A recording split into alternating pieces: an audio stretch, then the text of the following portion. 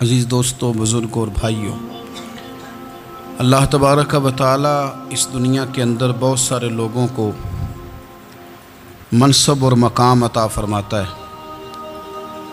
بہت سارے لوگ ایسے ہوتے ہیں جنہیں اللہ تبارک و تعالی زندگی میں بڑے بڑے مواقع عطا کرتا ہے۔ وہ چاہیں تو اس موقع سے اپنے ذاتی مفادات حاصل کریں اور چاہیں تو ان اچھے مواقع کو ملت کی، مذہب کی، قوم کی خدمت کے لیے وقف کر دیں۔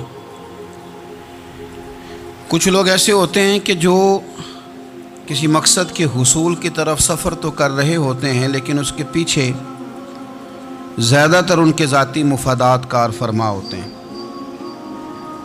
اور وہ اپنے دنیاوی مقاصد کے لیے، اپنے اور اپنے خاندان کے دنیاوی فوائد کے لیے کوشش کر رہے ہوتے ہیں۔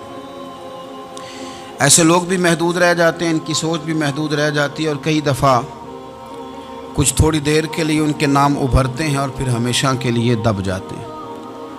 کچھ لوگ ایسے ہوتے ہیں جو زندگی کے اندر اللہ کے لیے، اللہ تعالیٰ کی رضا کے لیے، رسول پاک صلی اللہ تعالیٰ علیہ وسلم کی خوشنودی حاصل کرنے کے لیے، دین کی، ملت کی، ملک کی سربلندی کے لیے آگے آنا چاہتے ہیں۔ میرا رب کریم قرآن مجید سورہ حج میں ارشاد فرماتا ہے کہ الذین ان مکناہم فی الارض، کچھ لوگ ایسے ہیں کہ اگر ہم انہیں زمین میں اقتدار دیں، زمین میں اگر ہم انہیں قابو دیں تو وہ کیا کریں گے؟ اقاموا الصلاۃ و آتوا الزکوٰۃ، وہ نماز قائم کریں گے، زکوٰۃ ادا کریں گے، وامروا بالمعروف، نیکی کا حکم دیں گے، ونہوا عن المنکر، اور لوگوں کو بری باتوں سے منع کریں گے۔ وہ دینی، فکری، اصلاحی انقلاب برپا کر دیں گے، نماز کو عام کریں گے، زکوٰۃ کو عام کریں گے، بھلائی کا حکم دیں گے اور برائی سے منع کریں گے۔ اللہ تبارک و تعالیٰ نے ان لوگوں کو جب اقتدار دیا، وہ کون لوگ تھے؟ سیدنا صدیق اکبر، حضرت فاروق اعظم، سیدنا عثمان غنی، حضرت مولا علی رضوان اللہ تعالی علیہم اجمعین۔ اللہ نے جب ان لوگوں کو اقتدار دیا زمین کے اندر، اللہ تبارک و تعالی نے انہیں نبی پاک علیہ الصلاۃ والسلام کی نیابت کے لیے چنا، تو ان لوگوں نے یہ انقلاب برپا کیا، نمازیں عام ہو گئیں، شوق سے لوگ صدقات و خیرات دینے لگے، بھلائی عام ہوئی، برائی کا کلا کما کیا گیا۔ ہمارے ہاں بھی لوگ احتساب کی باتیں کرتے ہیں، ہمارے ہاں بھی لوگ کہتے ہیں کہ میں رشوت خوری کو، کرپشن کو، ناجائز چیزوں کو ہمیشہ کے لیے جڑ سے اکھیڑ پھینٹوں گا۔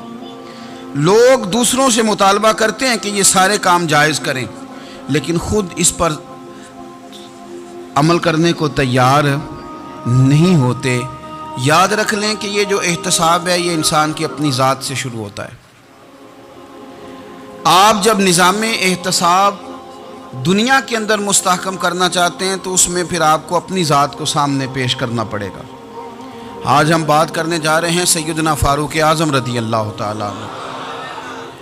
تو جناب عمر فاروق رضی اللہ تعالیٰ عنہ کا جو نظام احتساب ہے، انہوں نے اس کو گھر سے شروع کیا تھا، اپنے آپ سے اس کا آغاز فرمایا تھا۔ ہمارے ہاں یہ ہوتا ہے کہ جس بندے کے اکاؤنٹ میں اچھے خاصے پیسے ہیں، وہ بل جمع کرانے جائے تو اسے لائن میں نہیں لگنا پڑتا، مینیجر صاحب اسے آگے بلا لیتے، تو وہ بعد میں کیا کہہ رہا ہوتا ہے؟ کہتا دیکھو اللہ نے کتنی عزت دی ہے، مجھے لائن میں نہیں لگنا پڑا۔ بھائی لائن میں لگنا تو آپ کا یہ تھا کہ آپ سمجھتے کہ سارے مسلمان ہیں، مومنین ہیں، برابر ہیں، تو میں کسی کو تکلیف میں مبتلا نہ کروں۔ جب آپ آگے چلے گئے تھے تو آپ نے بہت سارے لوگوں کا حق مارا تھا، وہ لائن میں جو لگے ہوئے تھے ان کا وقت لمبا ہو گیا تھا۔ آپ نے تو اپنے آپ کو احتساب کے لیے پیش ہی نہیں کیا، بلکہ آپ نے کہہ دیا کہ جناب میرا تو رتبہ اعلیٰ ہے، لہذا یہ میرا حق بنتا تھا، مجھے تو استحکام ملنا چاہیے تھا۔ یہاں بہت سارے لوگوں نے اپنے حق میں چیزوں کو اور رنگ میں پیش کیا۔ سیدنا فاروق اعظم رضی اللہ تعالیٰ عنہ نے اس نظام احتساب کو اپنے گھر سے شروع فرمایا۔ حضرت عمر فاروق رضی اللہ تعالیٰ عنہ اپنے بچوں سے فرمایا کرتے تھے کہ جب میں حکم لوگوں کو کروں گا نا، اپنی رعایا کو، مسلمانوں کو میں کوئی حکم دوں گا تو تمہیں پہلے اس پر عمل کرنا پڑے گا۔ آپ فرمایا کرتے تھے یاد رکھنا، لوگ تمہیں اس طرح دیکھیں گے، لوگ اس طرح تمہیں دیکھیں گے جس طرح गोश्त खाने वाला परिंदा गोश्त को देखा करता है। चील गोश्त खाती है तो क्या कभी उसको पैगाम भेजना पड़ा है कि तू आजा, यहाँ गाय मर गई है, भैंस मर गई है? खुद ब खुद उसकी नज़र होती है, वो पहुँच जाती है। जनाब उमर फरमाने लगे, मेरे घर वालों, मेरे बेटों, मेरी बेटियों, मेरी अहलिया, लोग तुम्हें इस तरह देखेंगे जिस तरह गोश्त खाने वाले परिंदे देखते हैं। लिहाजा मैं जब किसी को अमल करूं तो पहले तुम्हें उस पर अमल करना पड़ेगा जब मैं किसी को हुक्म दूं। आप फरमाने लगे, याद रखना, अगर तुमने मेरा हुक्म ना माना तो गैरों ने हुक्म ना माना तो उन्हें एक सज़ा मिलेगी, और अगर मेरे घर वालों ने ना माना तो डबल सज़ा मिलेगी। तुम पर डबल सख्ती की जाएगी कि तुमने मेरी बात क्यों नहीं मानी। ये निज़ाम में एहतसाब है। हम ना दूसरों के बच्चों का गला काट के अपने बच्चों की खुशियाँ लेना चाहते हैं। हम चाहते हैं कि दूसरों के बच्चों के हिस्सों का माल मेरे घर में आ जाए, आ जाता है। कुछ लोगों की सियासत चल जाती है, कुछ लोगों का फरेब और फ्रॉड काम कर जाता है, लेकिन वो घर रोशन नहीं होते। उन घरों में पैसा होता है पर करार रुखसत हो जाता है। उन घरों में आसानियाँ और वुसअतें तो आ जाती हैं, लेकिन एक दूसरे का एहतराम ख़त्म हो जाता है। सैयदना फारूक आज़म रदी अल्लाह ताला अन्हु का ये तरीक़ा था कि वो अपने बच्चों पर सख्ती करते।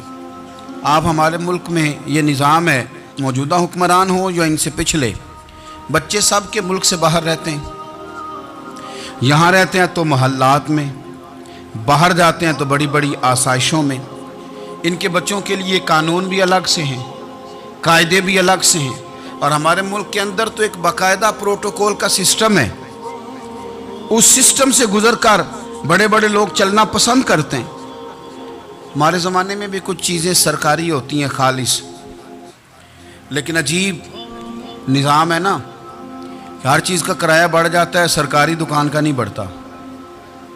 बाकी दुकानें 5-6 साल के लिए मिलती हैं, सरकारी दुकान पे आप कब्ज़ा करना चाहें तो पूरे 100 साल के लिए मिल जाती है। चूँकि ये आम आवाम की प्रॉपर्टी है तो इसके साथ जो मर्ज़ी को सलूक करे। एक सरकारी चरागाह थी जिसके अंदर जानवर चरा करते थे। हमारे यहाँ भी पंजाब में कुछ जगह होती हैं तो हम लोग कहते हैं शामलाट है। सरकारी चरागाह में जानवर चरा करते थे। हज़रत उमर फ़ारूक रदी अल्लाह ताला अन्हु के साहिबजादे सैयदना अब्दुल्ला इब्न उमर रदी अल्लाह ताला अन्हु ने भी एक ऊँट ख़रीद लिया। तो सब लोगों के जानवर सरकारी चरागाह में चरते थे, आपने भी अपना जानवर वहाँ चरने के लिए, खाने पीने के लिए छोड़ दिया। वो जब ऊँट आया तो पतला था, कुछ दिनों के बाद वो फरबा हो गया, ताकतवर हो गया, मोटा ताज़ा हो गया। हज़रत सैयदना अब्दुल्ला इब्न उमर रदी अल्लाह ताला अन्हु ने बेचा तो वो डबल कीमत से भी ज़्यादा का बिका, क्योंकि पहले दुबला पतला था, अब मोटा ताज़ा फरबा हो गया। हज़रत सैयदना फारूक आज़म रदी अल्लाह ताला अन्हु को पता चला तो बुलाया, फरमाया पुत्र ऊँट बेच दिया है? अब्बा जी बेच दिया है। फरमाया कितने का ख़रीदा था? इतने का। बेचा कितने का? डबल कीमत बताई।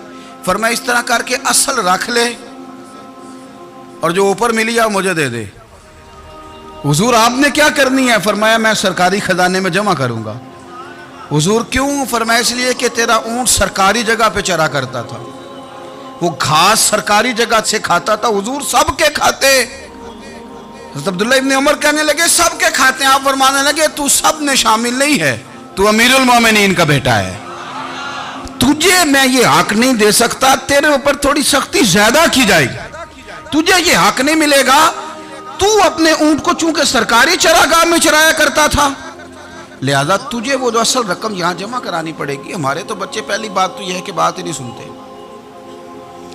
ये सब के बच्चों की बात कर रहा हूँ, वो टीचर के बच्चे हों, सेठ के बच्चे हों, पीर के बच्चे हों, इमाम साहब के बच्चे हों, किसी के बच्चे हों, पहले तो सुनते नहीं। और अल्लाह खैर करे, अगर आप कोई सुनाना चाहें तो फौरी तौर पर वो होम मिनिस्ट्री के पास पहुंच जाते हैं, उनकी अम्मा उनकी वकील बन जाती, आप क्या ही कुछ नहीं सकते।